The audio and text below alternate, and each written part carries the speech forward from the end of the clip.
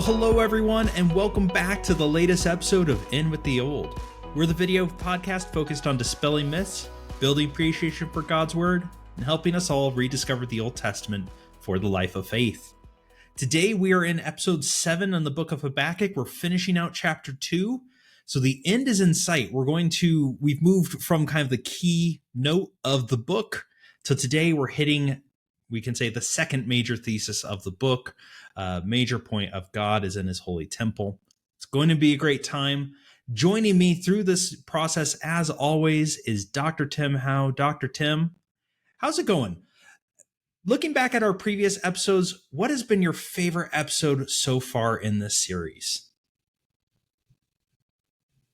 Brian, I think our introductory episode where we just laid out some of the main themes, I hope that one is going to be helpful to just reintroduce Habakkuk to some people, because, Brian, I know you agree with me here, but the message of Habakkuk is so relevant. We're going to look at that in the woes today, but just the permission, again, that God grants to us to ask these big questions is so crucial. So that was probably my favorite one. Of course, I've enjoyed all of them, and I'm looking forward to the one today.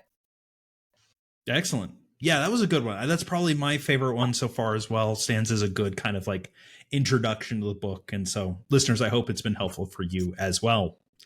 So today we're finishing off chapter 2, which means we're doing verses 6 through 20. This is often, and maybe in your Bible it has a subheader, as the woe oracles. You're going to hear the word woe repeated at least 5 times. It's 5 key times through this passage. So as always, I'm going to read it from the Christian Standard Bible, and then we're going to go verse by verse working through it.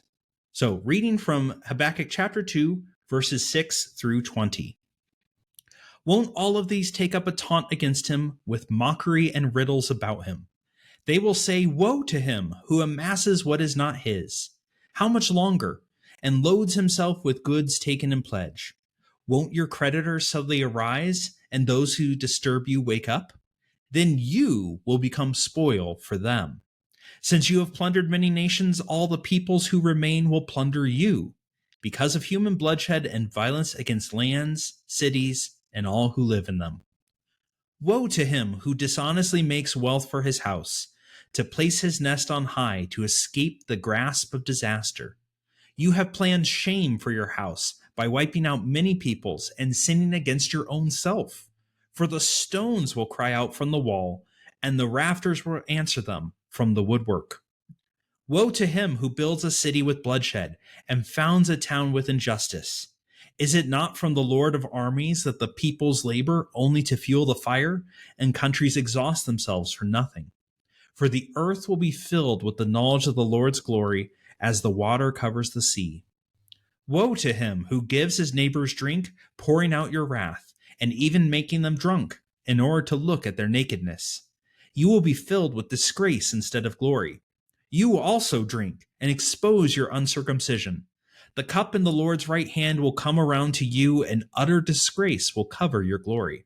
For your violence against Lebanon will overwhelm you, the destruction of animals will terrify you, because of your human bloodshed and violence against lands, cities, and all who live in them. What use is a carved idol after its craftsman carves it? It is only a cast image, a teacher of lies. For the one who crafts its shape trusts in it, and makes worthless idols that cannot speak. Woe to him who says to wood, wake up, or to mute stone, come alive. Can it teach? Look, it may be planted with gold and silver, yet there is no breath in it at all. But the Lord is in his holy temple. Let the whole earth be silent in his presence. So going on from last week, this is God talking, and this is the extended dialogue, the extended reply, we can say. Last time in verses 2 through 5, we saw the preamble, write down this vision. Now we get a long-running set of woes, woe oracles, right? These are cries of impending doom and judgment. So, Tim, that was kind of a long section. There's a lot of interesting images, ideas flowing through there. Just big picture before we get into the details. What jumps out at you in reading through all of these woes? Yeah. So our big idea for this section is that ultimately God is going to deal with sin. And not just sin on the outside. This is the sin of Israel, the sin of the nations. God is just, and God will come and make recompense for sin. So we tend to focus on short-term issues. We tend to focus on what's happening now in this moment. But right after we talked about last episode, God asks us to wait. Eventually, judgment is going to come. So that's the big picture idea of these woe oracles. And Brian, maybe let's just talk about this. You mentioned it. Basically, I'm going to pose the question to you. What is a woe oracle? And maybe you can just walk us through a broad theme of the 5 woe oracles that we see here in Habakkuk 2. Yeah, the word woe in Hebrew is hoy. It's a cry, an utterance, right? Look out. It's impending calamity. And so in the speech, God 5 times says woe, and then talks about the conditions, right? Here's the person, woe to this type of person, and here's the consequence. On a cursory glance, I think most of us pick this up. He's talking to the Chaldeans. And this is significant. This whole book started with Habakkuk complaining about the sin of Israel. God replies, oh, I'm dealing with it. I'm sending the Chaldeans. Habakkuk then replies to the reply saying, but they're guilty too. And the question is, well, is that fair? Here God answers it. Sin is sin, and he is a just God. Sin within Israel, sin without Israel. It will all be dealt with. So going through this, we see if the Chaldeans are this nation that takes people, does violence against, what's the repeated phrase? Lands, cities, and the people within them. Well, woe to them. They will face judgment for their sins, right? And so there's some comfort maybe to Habakkuk and the people in that. But then there's more to it than that. Because on the macro level, this is clearly talking about an invading nation. And yet at the micro level, those who take advantage of their neighbors, who make them drink in order to expose their nakedness, those who plunder, those who do all these sins. Ooh, that kind of looks a little bit like Israel that Habakkuk was complaining about in the first chapter. And I think that's the point. This is an all-encompassing approach. God is just, and woe to you who fall afoul of that. Yes, specifically the Chaldeans, but Israel needs to take note of it as well, right? God is a just God, which is going to be a key theme, and kind of maybe last time was the major point of the book. Here's the second major point of the book, that God is a just God. And there's something that we really need to draw into that. Yeah, I love that, Brian, because it resonates so much with other passages we see in the Old Testament and the New Testament as well. You know, I think of Isaiah. When Isaiah sees God in the throne room vision, Isaiah 6, what does he say? He says, woe to me, because I'm a man of unclean lips and I live among a people of unclean lips. So Isaiah recognizes that he, even as a prophet, and the people of Israel are before God guilty. They are totally unworthy of being in the presence of God. I think similarly of the book of Amos, right? Where the book of Amos begins with these oracles of judgment against the nations. But what happens? Eventually it comes back around where? Right to Israel. And I think this even helps us understand Jesus when he uses woe oracles in the New Testament. He says, woe to you Pharisees, and he goes through and he essentially shows the hypocrisy. And so I think rhetorically, as we look at these woe oracles, Brian, you're exactly right. We see judgment against the nations that is obvious to Israel, but then God brings the bullseye back around, as it were, to Israel and says, hey, by the way, you are guilty of these same kinds of things.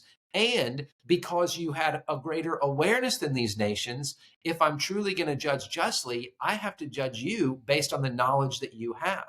And I agree with you, Brian, especially I look at verse 15, and I'd be interested in your take on this. But when it uses the language of woe to him who gives his neighbors drink, pouring out wrath, even making them drunk in order to look at their nakedness, God obviously judges that. He says, you're filled with disgrace, and it's going to expose your uncircumcision.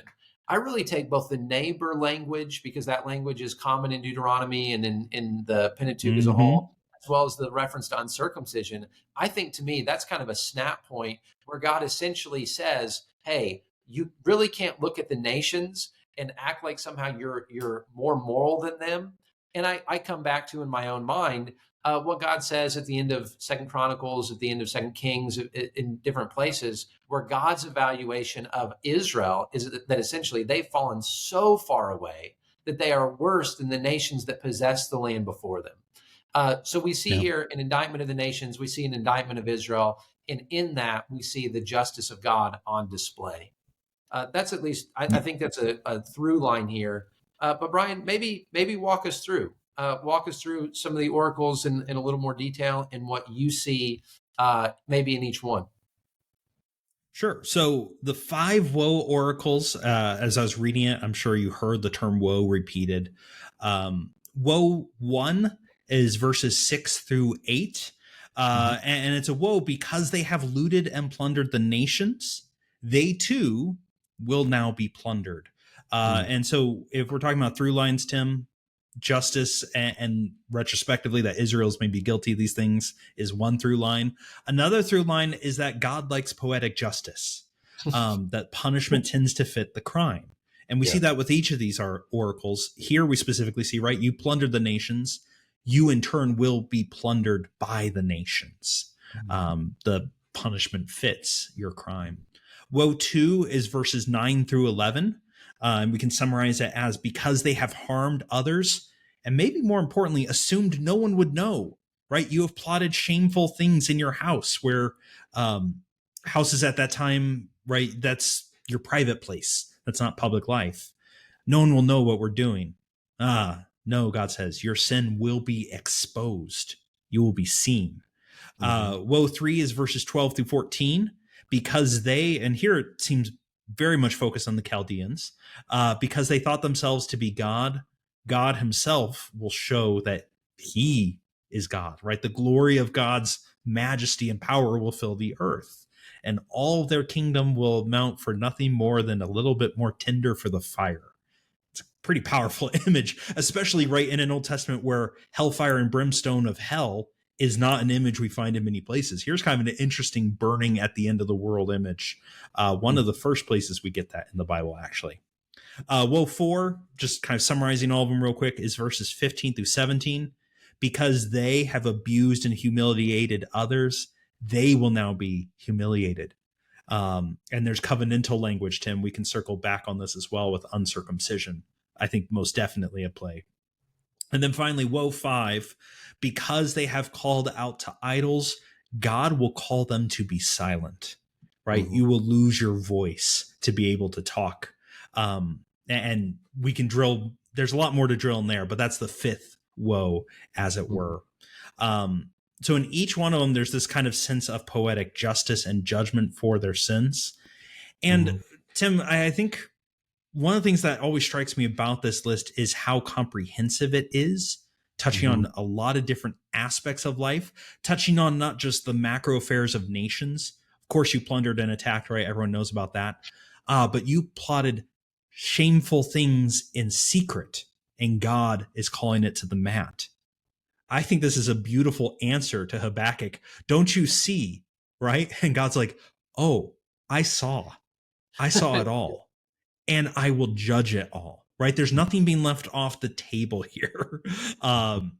Anyway, I always like that kind of callback. This is the full and final answer to Habakkuk, as it were. So that's real quickly the kind of five woes. Tim, where do we want to zero in on? Maybe what are some of the observations you have or questions that you think our listeners would like to hear us dig a little deeper on? Yeah, that's a good question, Brian. I like. I think it'd be good to focus on maybe woe 4 here in a moment and look at some of this language. And the reason I say that is I think in a sense that resonates even more deeply, especially with some of the sexual issues involved with it. So maybe we could spend some time there. But let me before we do that, maybe make a comment or two about some echoes and resonances that I see here. The first is I love what you said about the poetic justice of God, because what comes to my mind here is God will not be mocked. A man reaps what he sows. And Jesus even saying, the one who lives by the sword dies by the sword. Or even Paul, as we talked about, the idea of some schemes being private in nature, but they're being exposed. Paul says to Timothy, he says, some sins are obvious and they will go before, others are hidden and they'll follow them to judgment. So I just, as we read Habakkuk, it's obvious that Paul knew this text really well. He quotes it multiple times. And it's obvious that Habakkuk really follows the rhetoric and really the mandate of the prophets. And so I just want our listeners to see, when we read the New Testament, we can't really understand it fully. We're not going to appreciate it unless we understand the thought world of those New Testament writers was saturated in these texts. In other words, if you want to understand the New Testament, you have to understand what's going on in these texts. And so I just wanted to mention that. But Brian, maybe we can hone in on the fourth woe, and I might offer a couple of comments about it, and then kick it over to you. So in verse 15, it says, "Woe to him who gives his neighbors drink, pouring out your wrath, and even making them drunk in order to look at their nakedness." Notice the language of neighbors. I mentioned that earlier. And we see, especially in the law, we see the language of neighbors, we see the language of brothers. It's basically a reminder, it's a trigger to say, if they are my neighbor, that means I have a responsibility toward them. Okay. And so here we see the tragedy of someone for whom we should have love, affection, a sense of protection. And instead, what do we have here? Exploitation, right? I'm getting you drunk so that I can look at your nakedness. This is, in a sense, premeditated. And just as I was reading through this, Brian, it hit me that sometimes we tend to think of certain issues, sexual issues, some of the problems that we face as modern issues. And to be sure, we live in a sex-saturated world that they would not have even, I truly believe they wouldn't have been able to comprehend. But even so, when we see some of this, when we see some of these happen, these things happen and described in the Bible, we also need to remind ourselves these things have been happening from the beginning. And the Old Testament especially is no stranger to sexual exploitation. And what does God say? You will be filled with disgrace instead of glory. You also drink and expose your uncircumcision. The cup in the Lord's right hand will come around to you, and utter disgrace will cover your glory. Brian, my wife likes to use the phrase sovereign karma. And I think that's exactly what we see here. There's some sovereign karma coming around. Why? Because God is the God who does protect the vulnerable. And this is the connection point that you drew. Habakkuk, in the first few verses, he comes out swinging, and God comes out swinging right back. He says, Habakkuk, you only see what you see. I see it all. I see it all in vivid detail. I'm the only one who knows the true depth of sin. And I am here to tell you, judgment is coming. I am, sharpening my sword, as it were, and I will come to bring judgment. And when we think about this, I think it's particularly helpful for those who have been exploited, for those who have been oppressed. We see this, by the way, when it comes to bloodshed and the other woes, when it sees, exploitation, you've made yourself rich, you've tried to, escape disaster. There's always this sense in the prophets that especially leaders and especially those who think they can insulate or protect themselves or get away with these things, they just have a feeling of being untouchable. And in these oracles, especially in the fourth one, you just have that idea blown out of the water. God says, not only are you not untouchable, but the very things that you've done are going to come back on your own head. So I just wanted to point that one out. But Brian, maybe what do you see about the fourth woe oracle? And then anything else that you see, anything else that just catches your eye with these? Yeah, the fourth oracle really catches the eye, especially if we're proceeding under the assumption that these are just focused at the Babylonians, right? The Chaldeans. Because the fourth oracle is steeped in covenantal language. Mm-hmm. And there's a couple implications we can take for that. One of them, which is quite interesting, is covenantal standards almost seem to be being applied to a foreign nation, if this at all talks to the Babylonians, or God has switched and he's talking just to the Israelites. That's beyond the bounds maybe of this podcast, but there's something interesting there. And what we see, Tim, I think you're right to talk about exploitation, because this woe is focused on the antithesis of the covenant. Jesus summarizes the entire Old Testament law as love God and love your neighbor as yourself, right? And I think he's pretty good at summarizing the law. He wrote it, or rather, he gave it in the first place. So I think we'll trust him. What we see in Oracle 4 is the reversal, not seeking the best of your neighbor, not seeking love for your neighbor, not seeking the good of your neighbor, seeking to shame your neighbor. Nakedness in the ancient world, especially in the biblical world, is a thing that is shameful, right? It's a thing that should be hidden. Tim, I think there's only one passage in the entire Bible, or at least the Old Testament, we'll limit it to that, where nakedness is a good thing and not shameful. It's Genesis 2. It's pre-fall. But post that, right, it's a thing of shame. Here we see woe to those who are going after, right, to abuse, to exploit, to pour out your wrath on your neighbor. And God uses some, to me, this is a book of blunt language. Here's some blunt language. You're uncircumcised. And that's not just like a physical, like, oh, look at you. Think of what circumcision stands for, listeners. You are not in the covenant. Whether or not, right, you have physically done an act, you do not belong to me. I can't think of a more terrifying statement for God to say. Expose that you are not one of mine. Like, that's going to stay with you. That is a terrifying judgment. And so God's, right, the cup in God's right hand, the cup of wrath will come around to you and be poured out upon you.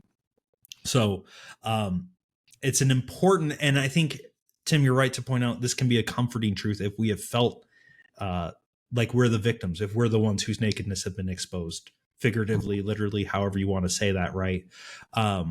Justice is done. And God has very strong things to say about bringing about justice in this way. So it's kind of like my thoughts on Woe 4. Yeah. Well, and Brian, I want to maybe dovetail then into Woe 5 for just a minute, because I think it's helpful, as you described, Jesus summarized the law, right? Love God, love your neighbor. And what we see in the last two woes is basically the exploitation of the neighbor in Woe 4, and then the denial of God in Woe 5. In other words, this is all encompassing. This is a total rejection of God's desires and designs.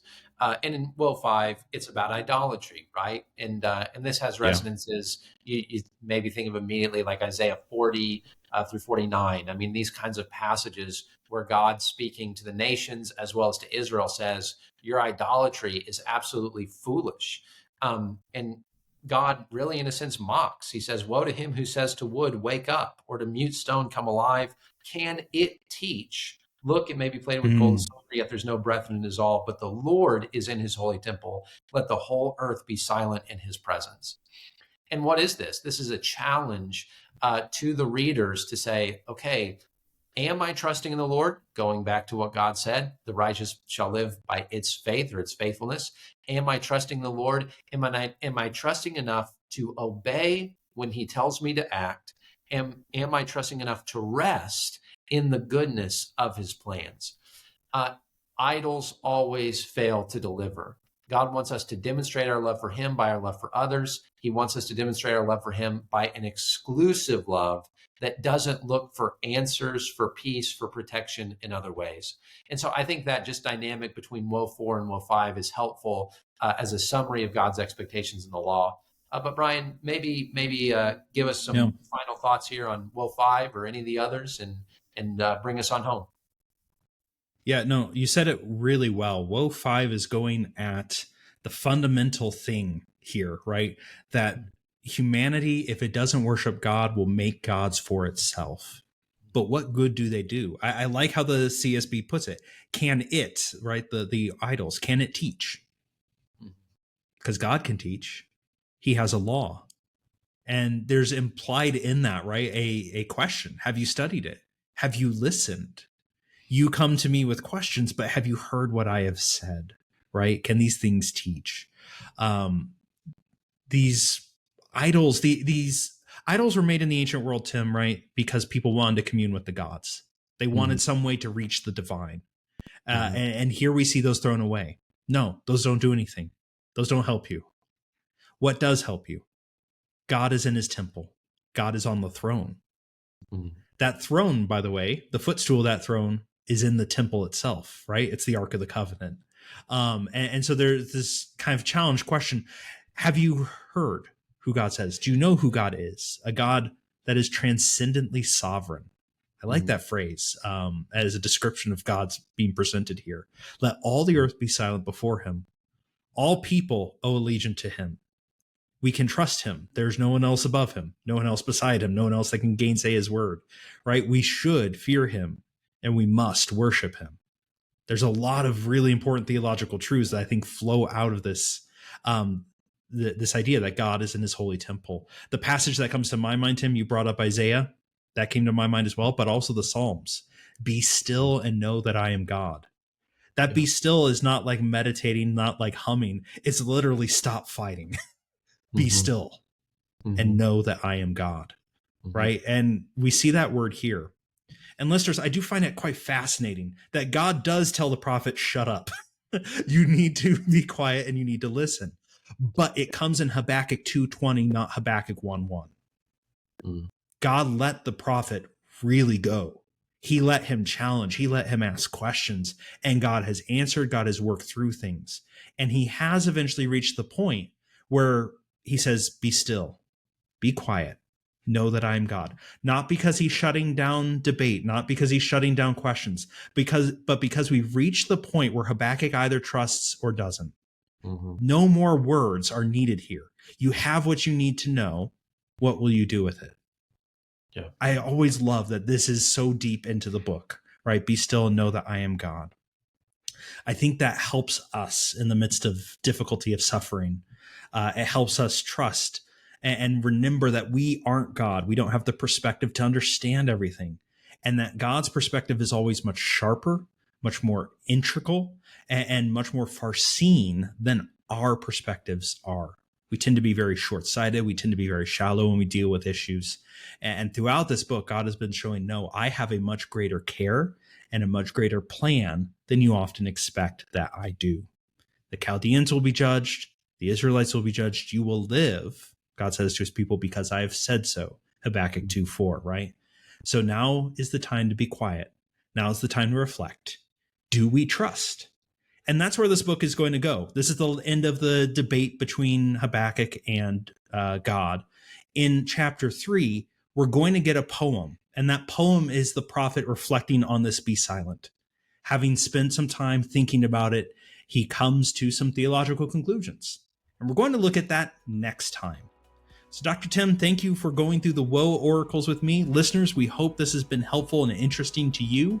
Please reach out to us if you have questions. Leave a comment on this video. We love to engage with our listeners, help you understand the Old Testament. That's our passion.